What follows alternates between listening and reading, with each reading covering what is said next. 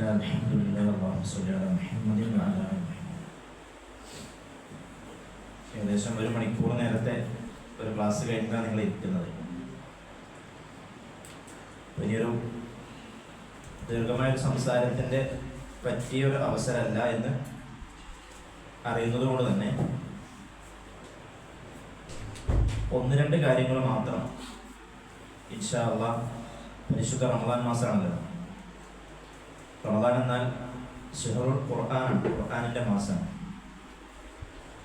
അതുകൊണ്ട് ഞാനിവിടെ ഞങ്ങൾ വന്ന സമയത്ത് നമ്മുടെ നൗഷാദൊക്കെ പറഞ്ഞ ഒരു സംഭവം, ആളുകളൊക്കെ ഇപ്പോൾ പള്ളിയിലാണെങ്കിലും വീട്ടിലാണെങ്കിലും ഖുർആൻ കയ്യിലെടുക്കുക എന്നുള്ളത് അപൂർവമായിട്ട് നമ്മൾ കാണാറുള്ളതാണ്.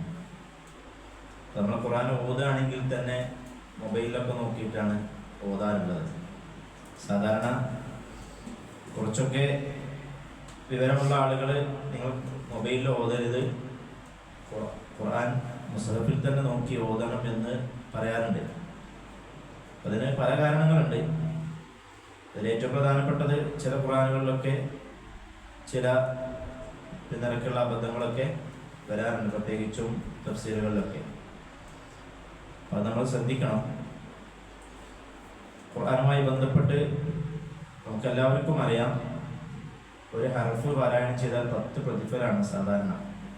വിശുദ്ധ റമദാൻ മാസമാകുമ്പോൾ എത്രത്തോളം അത് ഉണ്ടാവുമെന്ന് നമ്മൾ മനസ്സിലാക്കി ഇതിൻ്റെ പാരായണം നമ്മുടെ ഈ ഒരു തിരക്ക്, പ്രത്യേകിച്ചും പ്രവാസ ഈ ലോകത്ത് തിരക്ക് പിടിച്ച നമ്മുടെ ജോലി തിരക്കുകളിൽ ഖുർആൻ ഓതാനുള്ള സമയം ഇല്ല എന്നുള്ളത് നമ്മൾ ഒരിക്കലും പറയരുത്, ചിന്തിക്കരുത്. അതിനുള്ള സമയം നമുക്ക് ഒരുപാടുണ്ടാവും, സമയങ്ങളൊക്കെ കിട്ടും. ആ കിട്ടിയ സമയങ്ങൾ ഉപയോഗപ്പെടുത്തി ഖുർആൻ നമ്മൾ ഓതുമ്പോൾ, പ്രത്യേകിച്ചും നമ്മൾ ഈ ഒരു നാടുകളിലൊക്കെ നിൽക്കുമ്പോൾ നമുക്ക് കിട്ടുന്ന വലിയൊരു സമാധാനവും സന്തോഷവും തന്നെ ആയിരിക്കും അത്. അതുകൊണ്ട് ഖുർആൻ ഓതുന്ന സമയത്ത് നമ്മൾ ശ്രദ്ധിക്കേണ്ട 1-2 കാര്യങ്ങൾ മാത്രമാണ് ഇൻഷാ അല്ലാഹ് സൂചിപ്പിക്കുന്നത്. ആ ഖുർആൻ നിർത്തി കൊടുക്കാം ഇൻഷാ അല്ലാഹ്. എല്ലാവരുടെ കയ്യിലും ഞാനൊന്ന് ഖുർആനൊന്ന് കൈ പിടിപ്പിക്കാൻ വേണ്ടിയിട്ടാണ്. സാധാരണ മൊബൈലിൽ മാത്രം ഒന്ന് ഓതി ശീലിച്ച ആളുകൾക്ക് 2-3 കാര്യങ്ങളുണ്ട്.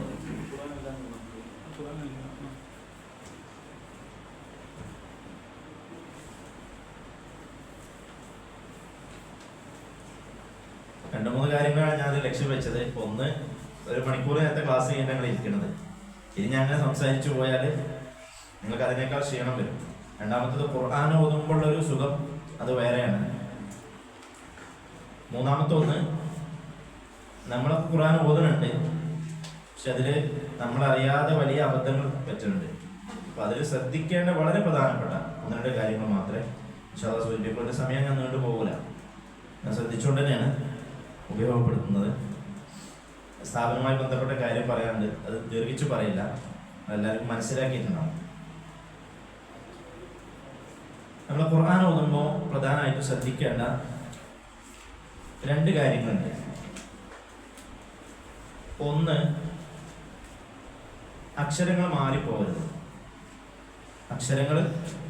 മാറിപ്പോകരുത്. അതുപോലെ തന്നെ ഹർക്കത്ത്, ഫത്ഹ്, കസ്റാവുക, ദമ്മാവുക, അങ്ങനെ മാറിപ്പോണ അവസ്ഥ ഉണ്ട്. അത് നമ്മൾ ശ്രദ്ധിക്കണം. ചെറുപ്പം മുതൽ ഖുർആൻ പഠിക്കാത്ത ആളുകളുണ്ടാവും. അവരെ സംബന്ധിച്ചിടത്തോളം തപ്പിത്തടഞ്ഞ് ഓതി എടുത്താലും പക്ഷേ 2 കൂലി തരുന്നതാണ്, പരിശ്രമിച്ചതിൻ്റെ പാരായണം ചെയ്തിട്ടേക്ക്. എന്നാൽ അല്ലാഹു അവസരം തന്നിട്ട് അത് ഉപയോഗപ്പെടുത്താതെ ഖുർആൻ ഇങ്ങനെ അതിനെ ശ്രദ്ധിക്കാതെ ഓതിപ്പോകുമ്പോൾ നമ്മൾ അബദ്ധം പറ്റിയത് അതൊരു വലിയൊരു ഗൗരവം തന്നെയാണ്. അതുകൊണ്ടാണ് ഖുർആൻ പാരായണം ചെയ്യുമ്പോൾ ശ്രദ്ധിക്കേണ്ട കാര്യങ്ങൾ പഠിപ്പിക്കുന്നതാണ് തജ്വീദ് എന്ന് പറയുന്നത്. ഖുർആൻ പാരായണം നന്നാക്കാൻ വേണ്ടിയിട്ടാണ്. അപ്പം അത് പഠിപ്പിക്കുമ്പോൾ 2 കാര്യങ്ങൾ പറയാനുണ്ട്. ഒന്ന്, ഗുരുതരമായ തെറ്റ്. രണ്ടാമത്തേത്, തെറ്റ് ഗുരുതരമല്ലെങ്കിലും ആ കാര്യങ്ങൾ ശ്രദ്ധിച്ചാൽ ഖുർആൻ പാരായണത്തിന്റെ പൂർണ്ണത എത്തി. പ്രതിഫലത്തിലാണെങ്കിലും പാരായണത്തിലാണെങ്കിലും പൂർണ്ണതയിലേക്ക് എത്തും. അപ്പൊ ഇതിൽ ജലീയായ തെറ്റാണ് ഗൗരവത്തിൽ കാണേണ്ടത്. ഇത് ഗൗരവമുള്ള തെറ്റ്, അത് അർത്ഥം വ്യത്യാസം ഉണ്ടാവും. എന്താണോ അവിടെ ഉദ്ദേശിച്ചത് അതിന് നേരെ വിപരീതമാണ് വരിക. അതുകൊണ്ടാണ് ഖുർആൻ പാരായണ ശാസ്ത്രം അത് പഠിപ്പിക്കുമ്പോൾ അതിന്റെ നിർവചനം പറയുമ്പോൾ രണ്ട് കാര്യങ്ങൾ ശ്രദ്ധിക്കാൻ പറയാം. ഒന്ന്, ഉച്ചരിക്കുന്ന ഹർഫുകൾ വളരെ കൃത്യമായിരിക്കണം. അറബി അക്ഷരമാലയിലെ 28 അക്ഷരങ്ങൾ കൃത്യമായും ഓരോന്ന് ഏത് സ്ഥലത്ത് നിന്ന് ഉച്ചരിക്കണം അത് ആ രീതിയിൽ തന്നെ ഉച്ചരിക്കണം. അപ്പൊ ത്വാദും ത്വാഉം രണ്ടും വേറെയാണ്. ത്വാഇന്റെ മുകളിൽ പുള്ളിയുള്ളതും ത്വാദിന്റെ മുകളിൽ പുള്ളിയുള്ളതും രണ്ടും വേറെയാണ്. പക്ഷെ നമ്മൾ ഓതുമ്പോൾ എന്ത് ചെയ്യും? ഒരേ സ്ഥലത്ത് നിന്നാണ് വരിക. അതിന്റെ അപകടം എന്ന് വെച്ചാൽ ഒരുപാട് സ്ഥലങ്ങളിൽ ഈ നമ്മൾ ഓതുന്നതിൽ തെറ്റാണ് സംഭവിച്ചുകൊണ്ടിരിക്കുന്നത്. രണ്ടിന്റെയും ഉച്ചാരണ ഭാഗം അറിയാത്തതുകൊണ്ട് വാവ് ഉച്ചരിക്കുമ്പോൾ നമ്മൾ സൈഡിൽ നിന്ന് ഉച്ചരിക്കുക, വാവ് ഫ്രണ്ടിൽ നിന്നാണ്. ഇത്ര പ്രധാനമായിട്ടും മനസ്സിലാക്കാനുള്ളത്. വാവിന്റെ മുകളിൽ പുള്ളിയുള്ളതാ നമ്മൾ ഏറ്റവും നാവ് പുറത്തുനിന്നാക്കാണ്. അള്ളാഹു എന്ന് പറയുമ്പോൾ ലാമിന്റെ ആ ഭാഗത്ത് നിന്ന് വരും. അപ്പൊ ഇവിടെ ഹർഫുകൾ ഉച്ചരിക്കുന്നത് ശരിയായിട്ടില്ലെങ്കിൽ പാരായണത്തിൽ തെറ്റ് സംഭവിക്കും. ഇപ്പൊ സൂറത്തുൽ ഖിയാമയിൽ പിന്നെ ഓതുന്ന സമയത്ത് അവിടെ നമുക്ക് കാണാം, അഊദു ബില്ലാഹി മിനശ് ശൈത്വാനിർ റജീം ബിസ്മില്ലാഹിർ റഹ്മാനിർ റഹീം കല്ലാ ബൽ തുഹിബ്ബൂനൽ ആജില വതദറൂനൽ ആഖിറ വജൂഹുൻ യൗമഇദിൻ നാദിറ ഇലാ റബ്ബിഹാ നാദിറ. രണ്ട് പദം നാദിറ എന്നാണ് പദം. രണ്ടും പദം നാദിറ. ഒന്നാമത്തത് നാദിറ എന്നുള്ളത് സ്വാദിന്റെ മുകളിൽ പുള്ളിയുള്ളതാണ്. രണ്ടാമത് നാദിറ. രണ്ടും നമ്മൾ വായിക്കുമ്പോൾ ഒന്ന് തന്നെയാണ്. പക്ഷെ ഒന്ന് മുഖപ്രസന്നതൊക്കെ പറയാം. നാദിറത്ത് എന്ന് പറഞ്ഞാൽ പിന്നെ രണ്ടാമത്തേത് പ്രതീക്ഷിച്ചിരിക്കുക. രണ്ടും തമ്മിൽ വലിയ വ്യത്യാസമുണ്ട്. ഇത് ചെറിയൊരു കാര്യം പറഞ്ഞതാണ്, ഒരേ പദമായതുകൊണ്ട് അത് സൂചിപ്പിച്ചതാണ്. നമ്മൾ ഖുർആൻ ഓതുന്ന സമയത്ത് ഒന്ന് നമ്മൾ അത് ശ്രദ്ധിക്കണം. ഏതായാലും അത് എടുത്ത ഇതുകൊണ്ട് നമുക്ക് ആ സുഹൃത്ത് നോക്കാം അല്ലേ? ഇൻഷാ അല്ലാഹ് നിങ്ങളെല്ലാവരും കൂടെ ഒന്ന് പ്രതീക്ഷിക്കണേ. Page number 577. ഞാൻ ഒരു ആയത്തോതാ, പിന്നെ നിങ്ങൾ ഓതാം. നിങ്ങൾക്കൊരു ഉന്മേഷം ഉണ്ടാവും. വെള്ളിയാഴ്ച ആയതുകൊണ്ട് ഇനിയിപ്പോൾ ഉറങ്ങാനുള്ള സമയമില്ല, ഉച്ചയ്ക്ക് ശേഷമാണല്ലോ. അവിടെ ഖുർആൻ ഓതുമ്പോൾ എന്തായാലും നമുക്ക് ഉന്മേഷം ഉണ്ടാവും.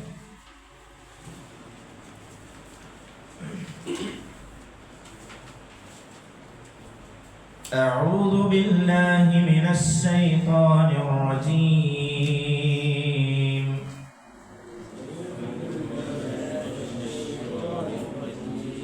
بسم الله الرحمن الرحيم لا أقسم بيوم القيامة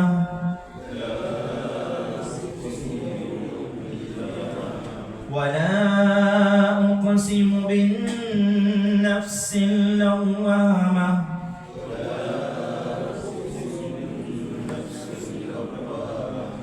أيحسب الإنسان أن لن نجمع عظامه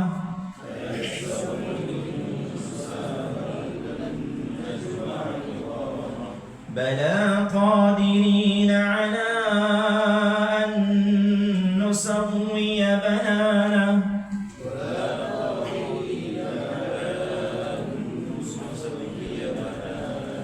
بل يريد الإنسان ليفجر أمامه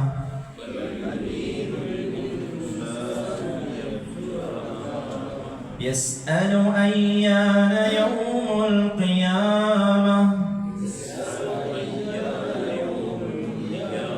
فإذا برق البصر وخسف القمر وجمع الشمس والقمر يقول الإنسان يومئذ أين المفر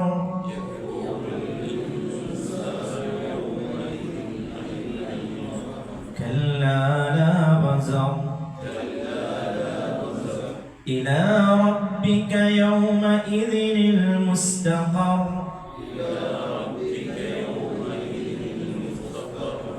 ينبأ الإنسان يومئذ بما قدم وأخر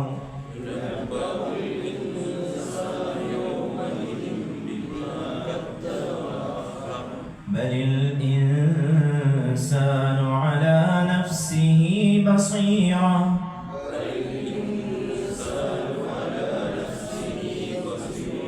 ولو ألقى معاذيره لا تحرك به لسانك لتعجل به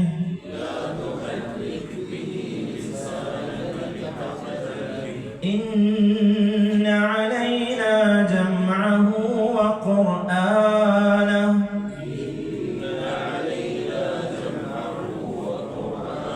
فإذا قرأناه فاتبع قرآنه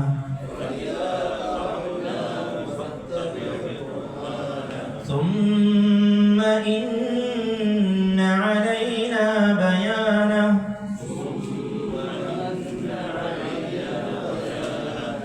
كلا بل تحبون العاجلة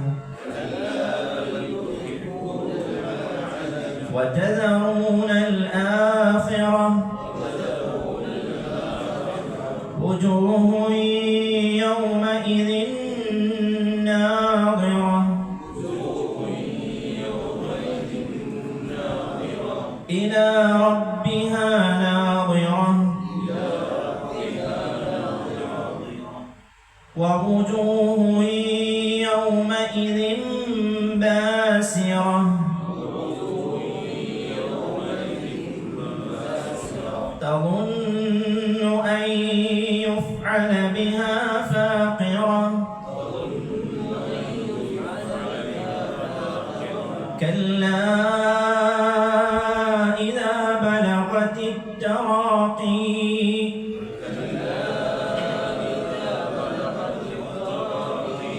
وقيل من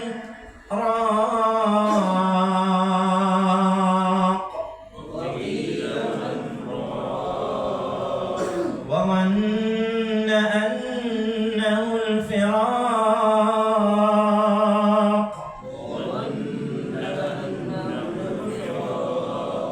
والتفت الساق بالساق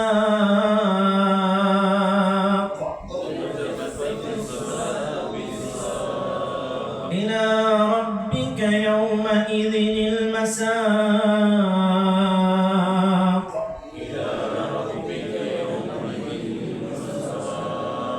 فلا صدق ولا صلى ولكن كذب وتولى ثم ذهب إلى أهله يتمطى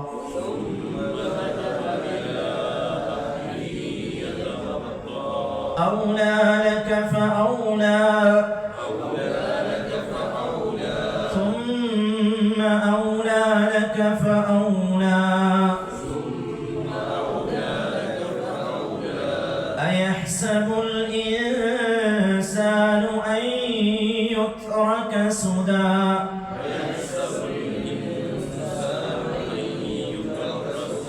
ألم يكن نطفة من مني يمنى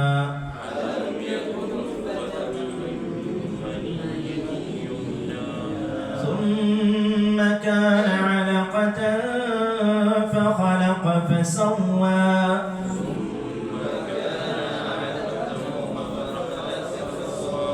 فجعل منه الزوجين الذكر والأنثى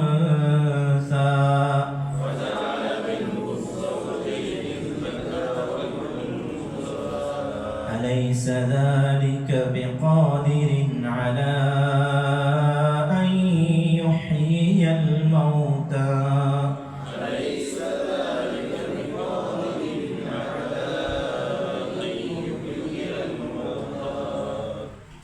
പാരായണത്തിൽ ശ്രദ്ധിക്കേണ്ട ഒരു കാര്യം പറഞ്ഞത് നമ്മളെ ഹർഫുകൾ കറക്റ്റ് ശരിയാക്കണം.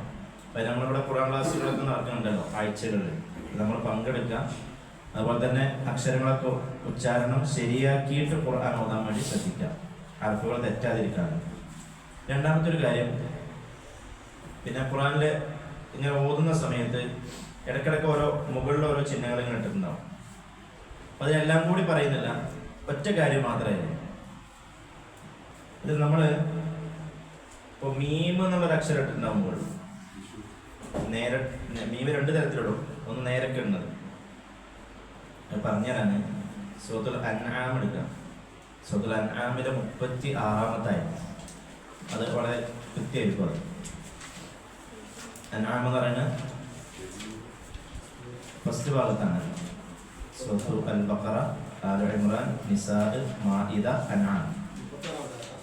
36-ാമത്തെ പേജ് നമ്പർ 131-ാമത്തെ പേജാണ്.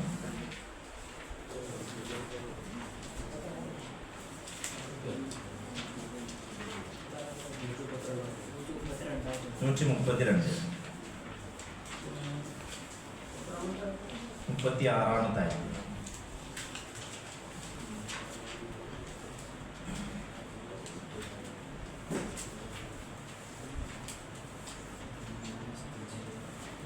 കിട്ടിയല്ല. അവിടെ പാരായണം ശ്രദ്ധിക്കാം. إنما يستجيب الذين يسمعون والموتى يبعثهم الله ثم إليه يرجعون. നമ്മൾ റമദാനൊക്കെ ആയതുകൊണ്ടേ ഖത്തമിന് വേണ്ടിയിട്ട് കുറച്ച് സ്പീഡിലാണ് പോകുന്നത്. അപ്പോൾ നമ്മൾ ഇത്തരം ചിഹ്നങ്ങളൊന്നും നോക്കൂല, ഒറ്റ പോക്കാണ്. അപ്പോൾ ഇവിടെ ഈ ഒരു മീമുണ്ടല്ലോ, ഖുർആൻ ഏറ്റവും ശ്രദ്ധിക്കാൻ പറഞ്ഞതാണ് ഈ മീമുള്ള സ്ഥലത്ത് എന്തായാലും നിർത്തണം. അത് ലാസിം എന്നാണ്, നിർബന്ധത്തിനേക്കാൾ നിർബന്ധമാണ്. ആ മീമുള്ളടത്ത് നിർത്താതെ പോയാൽ അർത്ഥത്തിൽ വലിയ വ്യത്യാസമാണ്. ഇപ്പൊ ഈ ആയത്തിന്റെ അർത്ഥം എന്താണ്? ഇന്നമാ യസ്തജീബുല്ലദീന യസ്മഊൻ, വിളി കേൾക്കുന്നവരെ എന്ത് ചെയ്യുള്ളൂ. നമ്മളൊരാളെ വിളിച്ചാൽ നമ്മൾ വിളി കേട്ടാൽ ഇങ്ങോട്ട് മറുപടി പറയുള്ളൂ. വൽ മൗത, എന്നാൽ മരിച്ചവരാകട്ടെ യബഅസുഹുമുല്ലാഹു, പടച്ചോൻ അവരെ ഉയർത്തെഴുന്നേൽപ്പിക്കും. സുമ്മ ഇലൈഹി യുർജഊൻ, പിന്നെ പടച്ചോന്റെ അടുത്തേക്ക് അവർ മടങ്ങി വരും. അവിടെ നിർത്തിപ്പോയാൽ ഇങ്ങനെ അർത്ഥമില്ല. ഇനി അവിടെ നിർത്താതെ പോയാലോ? ഇന്നമാ യസ്തജീബുല്ലദീന യസ്മഊന വൽ മൗതാ, അവിടെ നിർത്തി വിചാരിക്കാം, യമീമുള്ളത് അവിടെ നിർത്തി. അപ്പൊ എന്താണ് അർത്ഥം? വിളി കേൾക്കുന്നവർ ഉത്തരം ചെയ്യും, മരിച്ചവർ ഉത്തരം ചെയ്യും. അർത്ഥം നേരെ തിരിഞ്ഞില്ലേ? അടയാളം ഒന്നുള്ളൂ, അർത്ഥം നേരെ തിരിഞ്ഞു. ഞാൻ മുഴുവനായിട്ട് ഓതാണെങ്കിലും അതിന്റെ അർത്ഥം വരാം. إنما يستجيب الذين يسمعون والموتى يبعثهم الله ثم إليه يرجعون. തീർച്ചയായും വിളി കേൾക്കുന്നവരും മരിച്ചവരും ഉത്തരം ചെയ്യും, അള്ളാഹു അവരെ എല്ലാവരെയും എഴുന്നേൽപ്പിച്ചു കൊണ്ടുവരും, എന്നിട്ട് അള്ളാഹിന്റെ അടുക്കിലേക്ക് അവരൊക്കെ മടങ്ങി വരും. അർത്ഥത്തിൽ അത്രയും വ്യത്യാസം വന്നിരുന്നു. അപ്പൊ ഇതുകൊണ്ടാണ് ഖുർആനിൽ ഈ ഒരു ചിഹ്നം കാണുന്നത് നിർബന്ധമായിട്ട് നമ്മൾ എന്ത് ചെയ്യണം. ഇപ്പൊ നമ്മൾ സ്പീഡിൽ ഓതിപ്പോകുമ്പോൾ ഇതൊന്നും ചിലപ്പോൾ ശ്രദ്ധിക്കുക. വേറെ കുറെ ചിഹ്നങ്ങളുണ്ട്, അവിടെയൊക്കെ പിന്നെ അത്യാവശ്യം നിർത്തേണ്ടതും നിർത്തരുത്, നിർത്താതെ പോകണം, അതാണ് നല്ലത്, നിർത്തലാണ് നല്ലത് എന്നൊക്കെ പറഞ്ഞ കുറെ ചിഹ്നങ്ങളുണ്ട്. പക്ഷെ ഏറ്റവും ശ്രദ്ധിക്കേണ്ട ഒരു കാര്യം ഇത് മാത്രം പറഞ്ഞത് മാത്രമല്ല, ബാക്കിയുള്ളത് ശ്രദ്ധിക്കേണ്ടതാണ്. പക്ഷെ ഇത്രയ്ക്ക് എന്ത് ചെയ്യൂല, വ്യത്യാസമില്ല. ഇതുപോലെ തന്നെ ഖുർആനിൽ സാധാരണ ലാ എന്നുള്ളവർക്ക് നിർത്തരുത് എന്നാണ്. ലാ എന്ന് പോയിട്ടുണ്ടാവുള്ളൂ, അത് നിർത്തരുതെന്ന്. ഇപ്പൊ പുതിയ ഖുർആനിലൊന്നും ഇടാറില്ല, കാരണം ചിഹ്നങ്ങളൊന്നും ഇല്ലാത്തവർക്ക് നിർത്തണ്ട, അങ്ങനെ പോകാന്നുള്ള നിലക്കാണ്. അപ്പൊ ഈ ഒരു കാര്യമാണ് അത് സൂചിപ്പിക്കാനുള്ളത്. ഇതുമായി ബന്ധപ്പെട്ട് വേറെ കുറെ കാര്യങ്ങൾ ഉണ്ടാവും, അതൊക്കെ ശ്രദ്ധിച്ചുകൊണ്ട് ഖുർആൻ ഓതാൻ വേണ്ടി പ്രത്യേകം ശ്രദ്ധിക്കുക. അപ്പൊ രണ്ട് കാര്യം ഞാൻ പറഞ്ഞോളൂ. ഒന്ന്, ഹർഫുകൾ തെറ്റിയിട്ടുണ്ടെങ്കിൽ അർത്ഥത്തിൽ എന്തുണ്ടാവും, വ്യത്യാസം ഉണ്ടാവും. രണ്ട്, ഈ ചിഹ്നങ്ങളിൽ ഏറ്റവും പ്രധാനപ്പെട്ടത് ഇത്. വേറെയും ചിലതുണ്ട്, അതിലും അർത്ഥത്തിൽ ചെറിയ വ്യത്യാസം വരും, പക്ഷെ ഇത്ര ഗൗരവത്തിൽ എന്ത് ചെയ്യില്ല. രണ്ട് കാര്യം ശ്രദ്ധിക്കാം. അള്ളാഹു അവന്റെ കലാമ് നന്നായി പഠിക്കാനും അത് ജീവിതത്തിൽ കൊണ്ടു നടക്കാനുള്ള തൗഫീഖ് നമുക്ക് എല്ലാവർക്കും നൽകുമാറാകട്ടെ. ഖുർആന്റെ കൂടെ തന്നെ സഞ്ചരിക്കാനും അതിന്റെ പഠനം, അതുപോലെ തന്നെ പാരായണം, അതിന്റെ വായന, അതുമായി ബന്ധപ്പെട്ട് എന്തൊക്കെ ഉണ്ടോ അതിലൊക്കെ നമുക്ക് ദുനിയാവിലും പരലോകത്തിലും ഖൈറും എല്ലാവിധ ശിഫയും അള്ളാഹു വെച്ചിട്ടുണ്ട്. അപ്പോൾ അതുമായി കൂടുതൽ ബന്ധപ്പെടാനും അങ്ങനെ നമ്മുടെ മനസ്സിനെ ശുദ്ധീകരിക്കാനും വേണ്ടി ശ്രമിക്കുക. അള്ളാഹു തൗഫീഖ് പ്രദാനം ചെയ്യുമാറാകട്ടെ. ഞങ്ങൾ വന്ന കാര്യം പറയാം. ഞാനും ഷാഫി അലി കമിയും